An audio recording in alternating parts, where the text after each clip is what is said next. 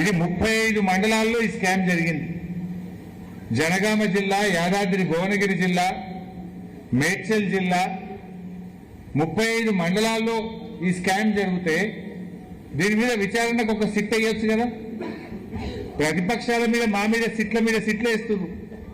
KCR గారినో BRS party నాయకులను ఇబ్బంది పెట్టడానికి మా మీద మాత్రం సిట్ల వేస్తున్నారు. ప్రతిపక్షాల మీద కమిషన్లు వేస్తున్నారు.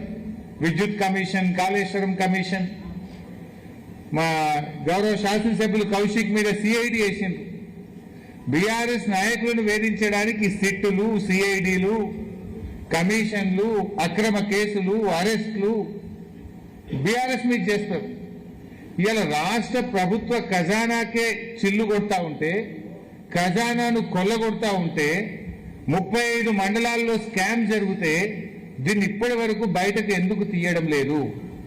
దీని మీద సిఐడి విచారణలో ఒక సిట్తో వేసి దొంగల్ని దొరకబట్టాలనా వద్దా?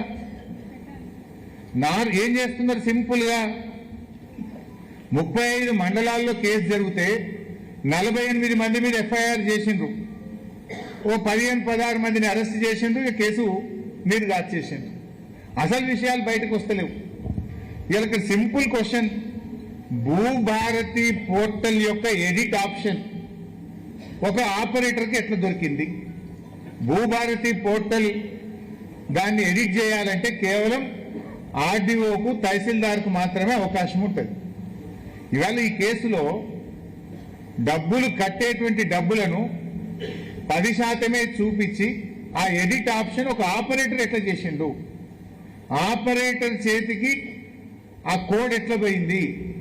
ఆపరేటర్ ఏ రకంగా ఎడిట్ ఆప్షన్ చేసిండ్రు అంటే దీని వెనుక కాంగ్రెస్ నాయకులు ఉన్నారు, దీని వెనుక అధికారులు ఉంటేనే ఇది సాధ్యమవుతుంది. ఎందుకంటే ఒక ఆపరేటర్కి అంత ధైర్యం ఉండదు.